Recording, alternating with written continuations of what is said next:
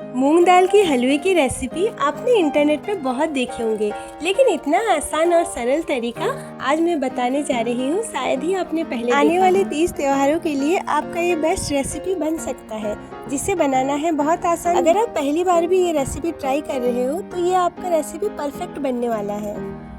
आपका समय ना गवाते हुए चलिए रेसिपी स्टार्ट करते हैं।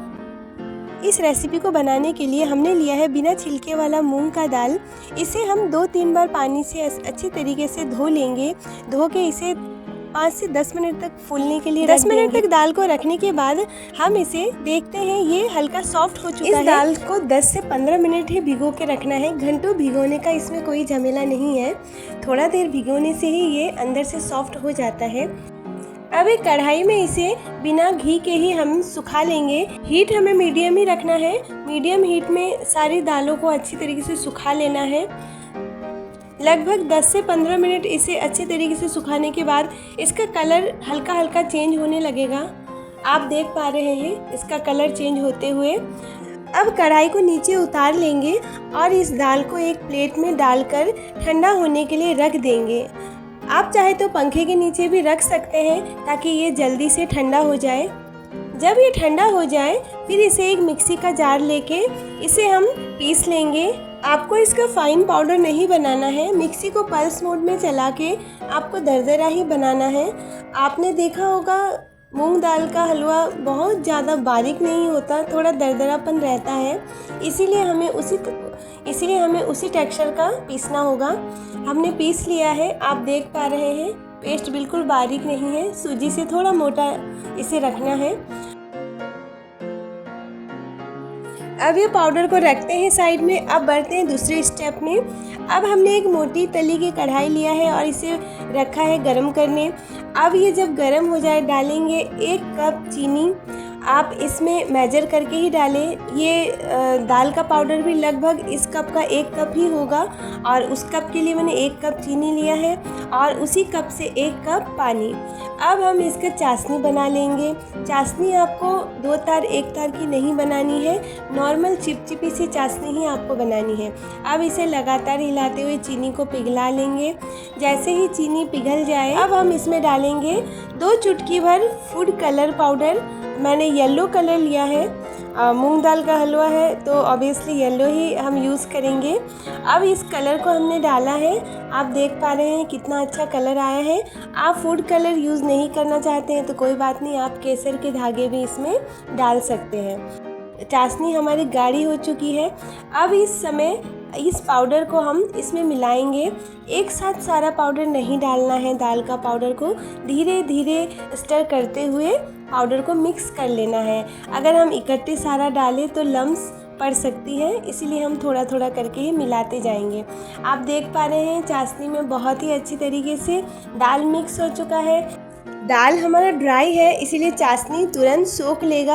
अब इसे हम लगातार चलाते जाएंगे ताकि दाल भी चाशनी में थोड़ा सॉफ्ट हो जाए। चाशनी मिक्स करने के 2-3 मिनट के बाद ही ये हल्का सा सूख जाएगा, ड्राई होने लगेगा। अब इस समय में हम डालेंगे यहाँ 1 कप दूध।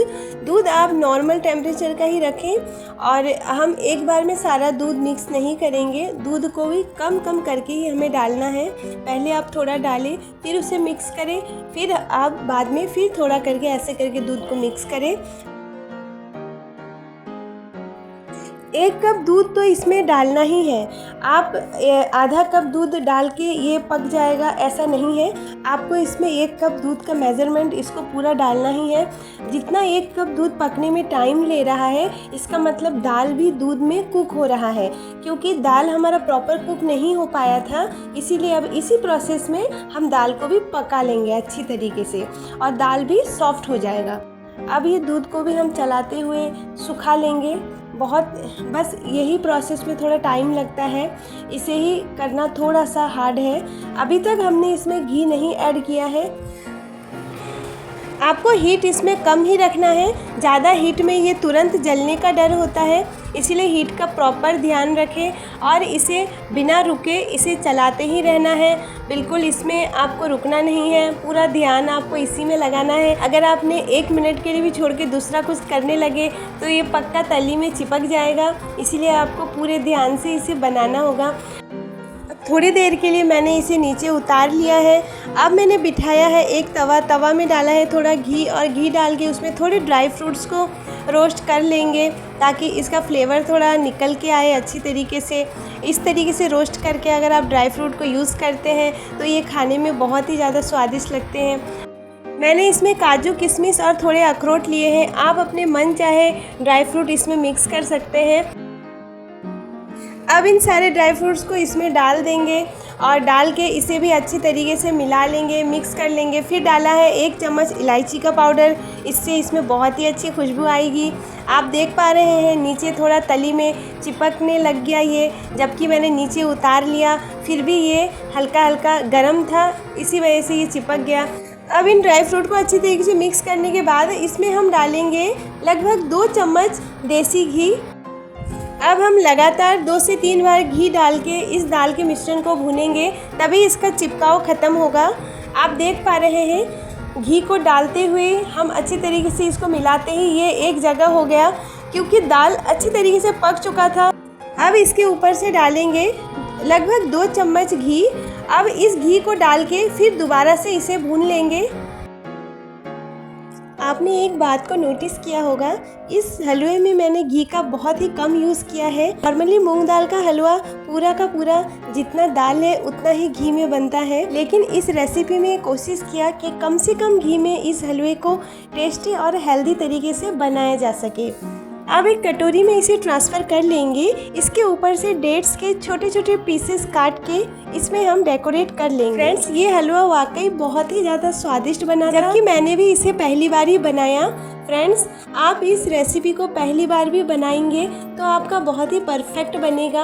आप इसी तरीके से, इसी मेज़रमेंट से आप बनाएं, आपका हलवा बहुत ही स्वादिष्ट और बहुत ही हेल्दी तरीके से आप बना पाएंगे।